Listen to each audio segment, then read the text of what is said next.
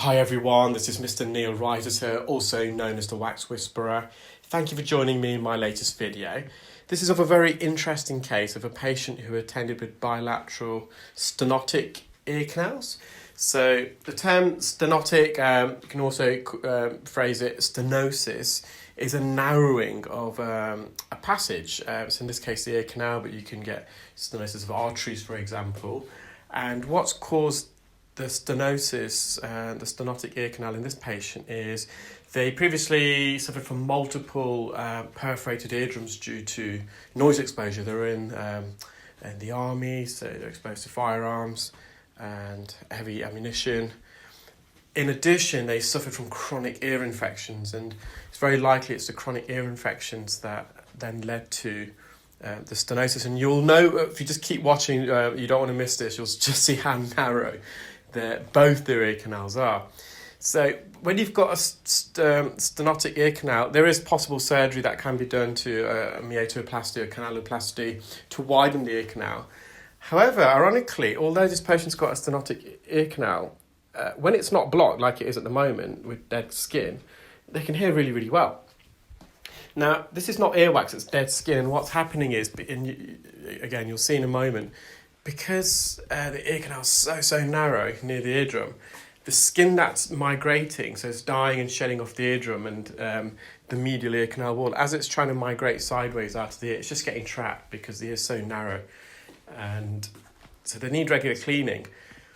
They've also got a bit of evidence of medial canal fibrosis. So some people who suffer from perforated eardrums, when the perforation heals, they get a build-up of fibrous tissue. It's also known as false fundus. It's almost like a fake eardrum, a second eardrum. And I have a feeling they've got a bit of that as well as stenosis. And as you can see, I'm just using a fine end suction gauge here, and I've gently peeled away the keratin, the dead skin, off the canal wall.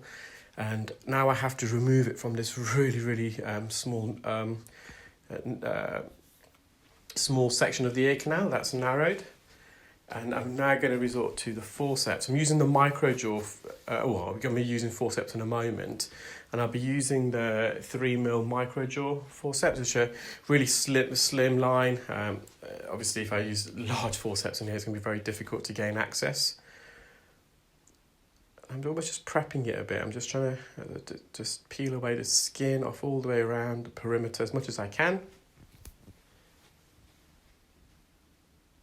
And here we are. So I managed to get the forceps in.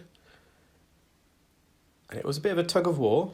We had to be really gentle. As you can imagine, this skin is really attached and adhered. And this ear canal doesn't want to let go of it because it's so narrow. It's trapped beyond this narrowing as well.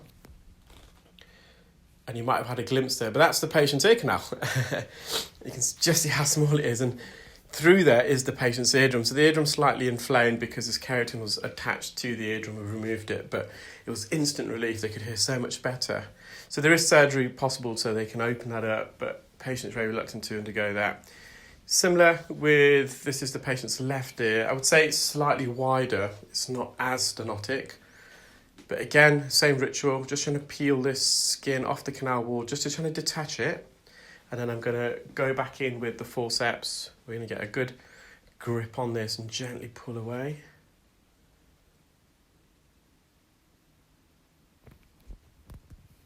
There we are. So I've got the jaws around it, the teeth of the jaws, I've got the grip. So I pull the first section away. So this keratin is gone, and similarly with the patient's first ear, the keratin was actually beyond this narrowing. So we have been pulling it out. There we are. So this skin that I removed was originally on the patient's eardrum. It died and it shedded. It should naturally migrate, but it got trapped in this small orifice. I'm just going back in. It's a bit of clarinetting here. We have to be a bit careful. So fine end suction gauge is always good with clarinetting, but there's a point where I had to stop because I thought, it's getting a bit too loud. And I think that's coming up shortly. But again, the patient can hear much better now. You can see a bit more of the eardrum here. You can see the bluey tinge around the perimeter. It's still a bit inflamed, very hard to get a full view. I hope you enjoyed that video, guys. It was a bit different. I hope you're all keeping well and safe. Have a great weekend. Speak to you soon.